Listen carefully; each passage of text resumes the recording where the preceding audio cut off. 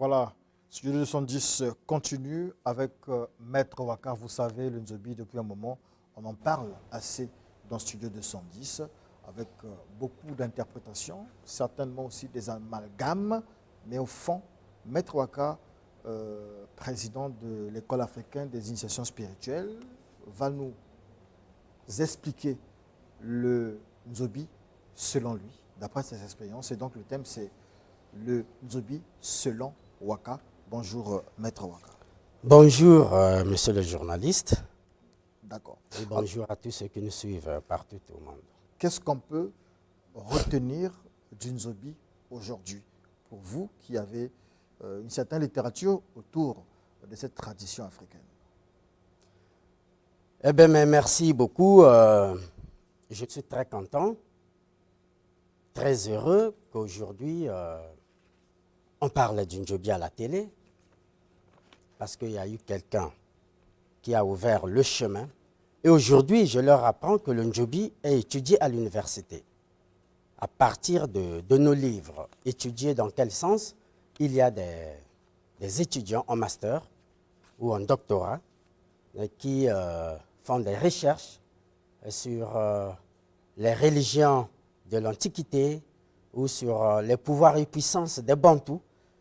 Mais puisqu'il y a peu de gens qui ont écrit sur nos traditions, alors nos livres deviennent donc des socles, des références. Et aujourd'hui, Maître Waka est cité dans beaucoup d'articles, beaucoup de mémoires et beaucoup de thèses de doctorat pour ceux qui font histoire, anthropologie et religions africaines. Le Nzobi, c'est ma coutume, ma culture, notre coutume, notre culture que j'ai toujours prônée. Les Nzobistes ne doivent pas me voir comme leur opposant, non. Non, loin de là. Je n'ai jamais eu l'intention ni d'humilier le Nzobi, ni de mal parler du Nzobi, ni de vendre le Nzobi, ni je ne sais pas, d'anéantir le Nzobi, je ne sais pas qu'est-ce qu'ils veulent dire, non. Mon problème, c'est que les gens parlent du Nzobi sur ce que le Nzobi a demandé, d'en parler, et de donner des éloges sur ce que le Nzobi fait. Alors, le débat qui s'est passé, je ne sais pas, qui a eu lieu le dimanche passé, a fait beaucoup de buzz, tout ça. Non, Waka n'a pas de problème avec les Nzobistes, ni avec le Nzobi. Mais Waka voulait juste essayer un peu de recadrer ses propres élèves. Ses propres élèves, parce que tous ceux qui ont fait les débats avec moi ici, ce sont mes élèves. Vos élèves dans le Nzobi ou comment je comprends? Non, pas dans le Nzobi, dans la spiritualité profonde. Et en tant qu'ancien, en la matière, même si quelqu'un se dirait qu'il n'est pas l'élève de Waka, mais Waka, c'est un ancien dans le domaine. Parce que beaucoup d'entre eux ont commencé à soigner les malades. Waka y était déjà. Donc, il a plus d'expérience dans le domaine de la tradition et de la spiritualité en général. Alors, le Nzobi, en fait, c'est une école initiatique. Une association, vous dites aussi? C'est une association, c'est-à-dire que le Nzobi a évolué au fil des temps. D'accord. Et qu'il était, quand il est arrivé, au fur et à mesure qu'il évoluait, il s'est associé. Si vous allez par exemple au sud du pays, l'Ongo, c'est une coutume à part entière. Si vous voulez intégrer l'Ongo, vous partez chez les membres du Ngo, on vous initie. Si vous voulez intégrer l'Onkula, l'Ongala, ce sont des coutumes ou des écoles qui sont encore à part entière du Nzobi. Mais au nord, chez nous, ces sociétés-là, toutes ces forces se sont réunies dans le Nzobi. Et quand on danse le Nzobi, tu verras, il y a des danses des jumeaux, il y a les sombos, il y a toute une corporation des forces que le Nzobi a embrassées. Et le Nzobi ici n'est pas contre toute une force étrangère, non. Le Nzobi est contre tout ce qui tue, tout ce qui fait le mal. Ça veut dire que, je prends un exemple, voilà. Si dans le christianisme, on ne tue pas, le Nzobi peut être associé au christianisme. Voilà. Si dans l'islam, on ne tue pas, voilà. On peut être associé, donc il n'y a pas de problème. Il n'y a pas de problème selon moi. Quand c'est des religions où il y a des sacrifices, parce que j'ai toujours le Nzobi ne peut pas être associé avec ces genres de religions-là. Voilà. J'ai toujours dit, le Nzobi a pour rôle soigner, guérir, protéger et tuer les méchants. La magie a pour rôle de guérir, protéger et tuer les méchants. Même la religion, ils ne peuvent pas être en antagonisme. Ils ne peuvent pas se battre. À quel moment le Njobi est rentré en contradiction, par exemple, avec les magiciens? C'est du moment où les premiers magiciens, lorsqu'ils ont eu leur pouvoir, ils sont allés au village vouloir s'acharner contre le Njobi. On a des grands qui ont eu leur pouvoir. Au lieu de soigner les gens comme nous le faisons, au lieu de rester tels qu'ils étaient, ils sont allés là-bas pour chercher à soutirer le Njobi et anéantir le Njobi. Du moment où ils étaient les enfants du village, les papas se sont dit, ah bon, donc votre truc là est contre nous, à ce moment-là, vous n'êtes plus les bienvenus. À ce moment-là, vous n'êtes pas les bienvenus. L'Église, pareillement. Mais vous voyez que l'islam a eu plus du succès. Même le professeur Cheikh Anta Diop le dit, que l'islam a eu plus de succès en Afrique de l'Ouest. Parce que lorsque l'islam est arrivé, cette religion s'est adaptée avec les coutumes des pays ouest-africains. Or, le christianisme, en arrivant en Afrique centrale, a démoli nos coutumes. C'est là où ils sont rentrés en contradiction. Ça aurait été que le christianisme s'était enrimé avec nos coutumes, qui du moins ne sont pas des coutumes négatives. Aujourd'hui, il ne devrait pas y avoir le problème. Donc, ce n'est pas que la magie a des problèmes avec le Njobi, ce n'est pas que le Njobi a des problèmes avec l'Église, mais c'est les intérêts des gens. C'est les intérêts des gens. Moi, je suis magicien, je suis njobiste, je vais au village, j'envoie les gens là-bas, mais on n'a jamais eu de problème avec eux. Ça, c'est un débat parce qu'on était en plein affrontement avec mes élèves, je ne pouvais pas leur laisser le temps. Voilà, je ne pouvais pas leur laisser le temps, sinon on allait dire que non, X et Y ont marqué le point. Lorsqu'on est dans un ring, chacun cherche à marquer le point. Voilà. Donc, ce n'est pas que Waka a des problèmes avec les njobistes, mais Waka a voulu juste recadrer ceux qui voulaient se faire comme des premiums, comme ceux qui connaissaient tout. Il fallait quand même les coincer, leur dire que non, ce n'est pas ça. Le Kingunza, par exemple. Oui. C'est une religion africaine. Qui s'associe tranquillement avec le Njobi. Ils peuvent s'associer avec le Njobi. Le Nkwemba, il peut s'associer avec le Njobi. Les Miyaya. Donc, le mélange, l'association des autres pratiques n'est pas un problème dans le Njobi. N'est pas un problème. Nos papas disaient ceci. Mais la force du Njobi, c'est ce mélange-là. Par exemple, chez nous, on ne jette pas les mots de côte ou les Mwanza. Ça, c'était l'apanage des gens du septentrional, Mboshi Kouyou. Mais lorsque un initié, Kouyou ou Mboshi, arrive, il s'initie dans le Njobi, et qu'il a par exemple le médicament qui soigne le Mupandi ou bien le Mwanza, mais le Njobi fait quoi? Il le prend. Ça fait sa force. S'il a une autre personne qui a le Mwanza, plus tard, mais il va utiliser ce médicament-là. Voilà. Donc, le manque d'associabilité du Njobi fait à ce qu'il puisse être stagné aussi, qu'il puisse garder son étape empirique.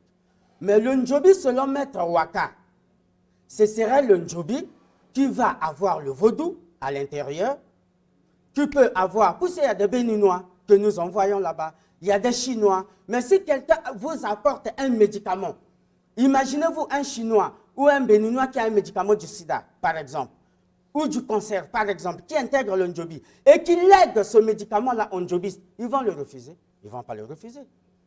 Ils vont commencer à traiter les gens avec. Par exemple, lorsque vous avez des consultations dans le Njobi ou des traitements à faire, vous pouvez donc vous rapprocher d'Auguste Balandré, par exemple, pour prendre des produits là-bas. Voilà, si la personne qui se présente n'a pas, au sein de cette société, n'a pas quelqu'un qui a, par exemple, ce médicament.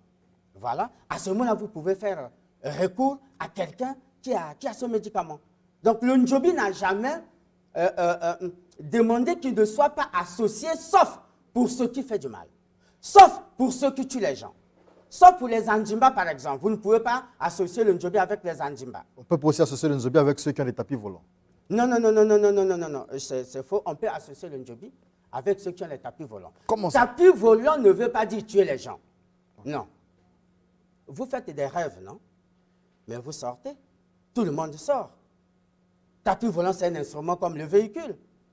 C'est un instrument comme un avion, juste un instrument de déplacement qui nous permet d'arriver quelque part à un bon port. Celui que vous appelez votre élève, là, Maître Rama, il disait dernièrement que dans la tradition africaine, il n'y a pas de tapis volant. Il y a des tapis volants parce que la tradition africaine est née en Égypte. Or, l'Égypte a un livre qu'on appelle le livre de vie des anciens, le livre des morts des anciens Égyptiens. Le livre des morts, c'est là où se retrouve tout l'enseignement des morts sur l'âme.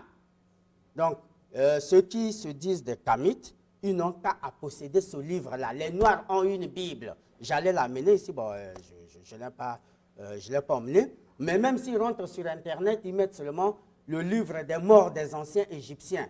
C'est un livre de 600 pages. Et c'est là où il y a tous les rituels de l'Égypte kamite. C'est là où on va vous dire comment est-ce que, et le livre des pyramides, on va vous expliquer comment est-ce qu'ils ont construit les pyramides. Ils n'avaient pas de grues. Comment est-ce que ils ont pu soulever ces pierres-là? D'accord. Alors, la force d'une Nzobi, non, la base d'une Nzobi, j'ai envie de dire, c'est la protection. On peut dire ça comme ça. Mais le but d'une Nzobi, c'est quoi en fait? C'est la justice, c'est l'enseignement, c'est... Le Nzobi avait un intérêt, un but. Son intérêt, c'est la protection, l'élaboration des égrégores. Mais le but du Nzobi, c'était la justice. Parce qu'à l'époque, on n'avait pas de tribunaux tels que nous en avons ici. Et je leur ai toujours dit que je parle du Nzobi en tant que philosophie, en tant qu'anthropologie, en tant que Nzobi intellectuel. On ne rentre pas dans les affaires qui sont dans le foyer, non. Sinon, ça ne marchera jamais. Parce que moi-même, voilà, on est tenu par le secret. On dit ce qui peut être dit et écouté. Mais les gens doivent savoir au moins. Si on laisse le Nzobi comme ça, on n'en parle pas. Aujourd'hui, il y a des gens qui quittent ailleurs. Mais c'est parce que comment les gens ont parlé. Quelqu'un qui quitte les États-Unis doit savoir sur quoi il s'engage. Voilà. On va peut-être expliquer le déroulement de l'initiation, mais il doit quand même savoir ce sur quoi il s'engage. Donc, d'où il est nécessaire que nous puissions parler un peu du Nzobi en tant que justice. Parce que le Nzobi, si vous volez, il vous arrête chez nous. Si vous faites du mal, il vous punit. Et s'il y a un doute ou quelque chose que l'on veut connaître sur la mort de quelqu'un, le Nzobi va déterminer qui avait tué et qui ne l'a pas fait. Vous voyez? Donc, cette justice nous a permis à une éducation. C'est une justice très incisive quand même, parce que vous avez parlé de punition. Dans le Nzobi, j'ai l'impression on ne punit pas, on tue. La punition, c'est la mort. Non, le Nzobi punit. Le Nzobi punit, mais la maladie, c'est le Nzobi. Le Nzobi dans la maladie, le Nzobi peut vous envoûter, le Nzobi peut envoyer même un serpent vous mordre. Le Nzobi a beaucoup de phases qui peut punir quelqu'un. La langue, là, ça sort, je l'ai vu. La langue, là, ça peut sortir, devenir juste ici. Et quand vous confessez, vous voyez, il y a beaucoup de jeunes qui sont morts chez nous parce qu'ils ont volé des œufs.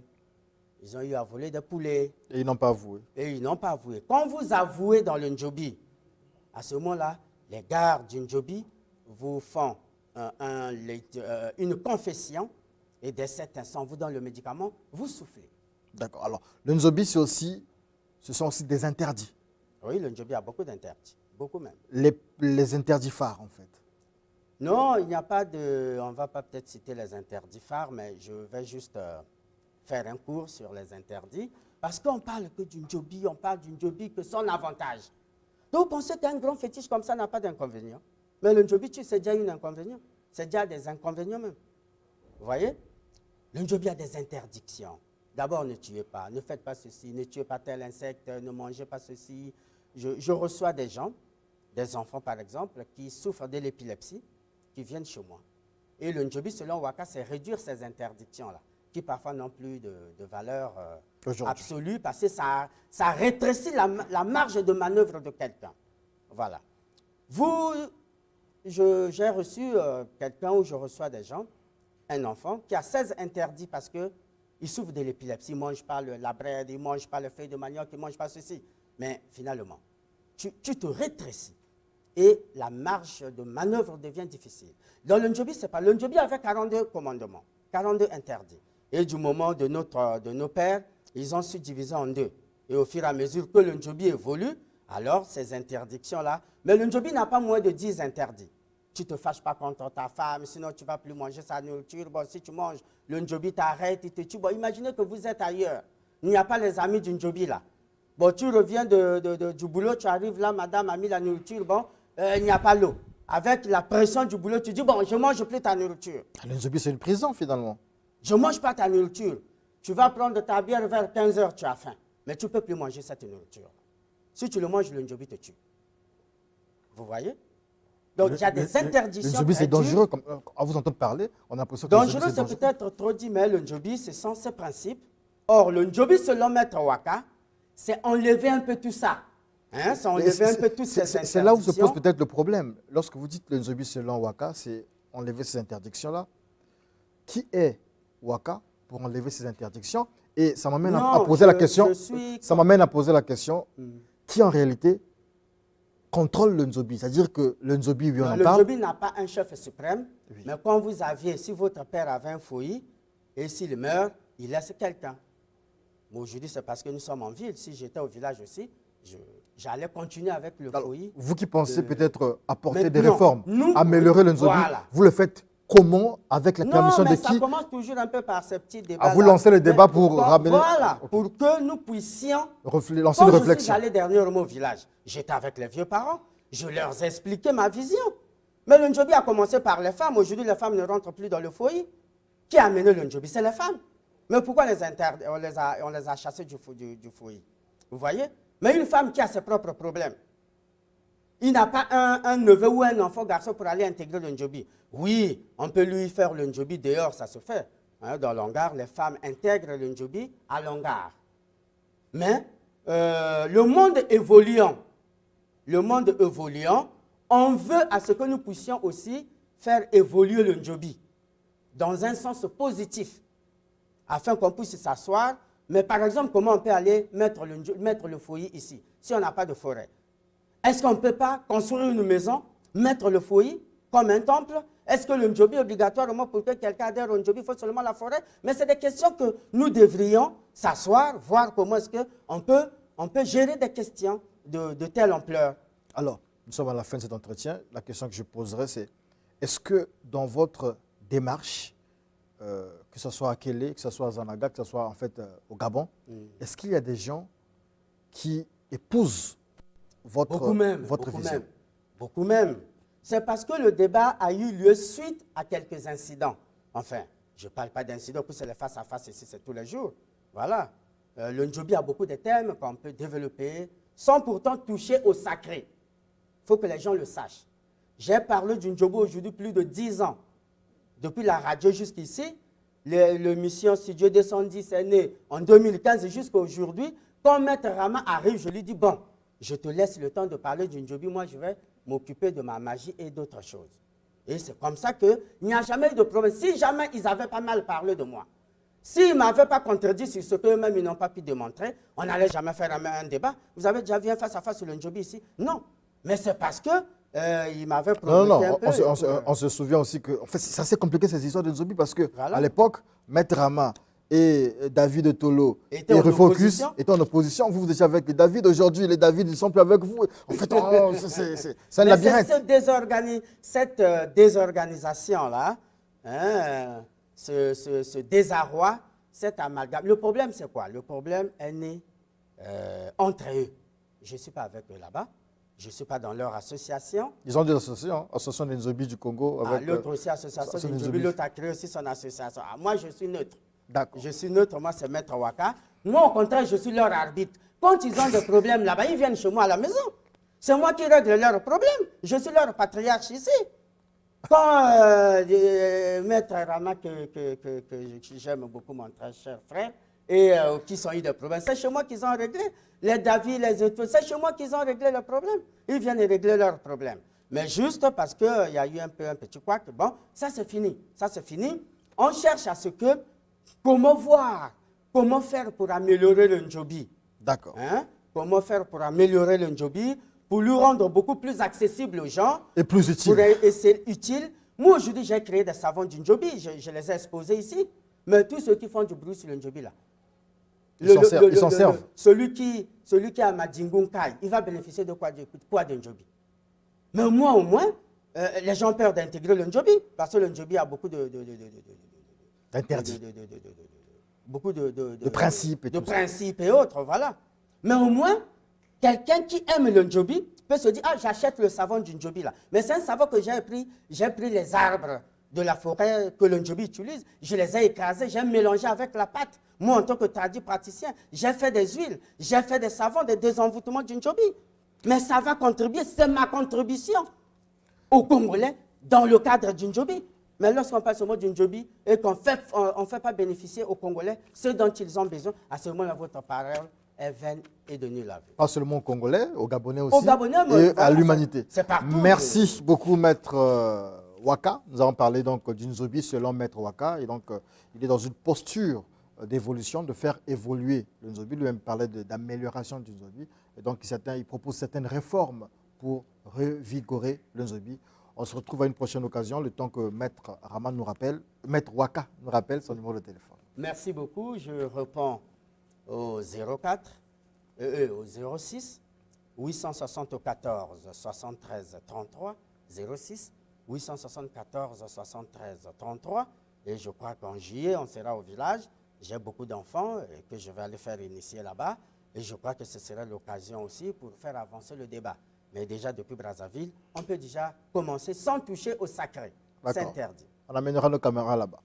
Voilà, Studio 210 continue.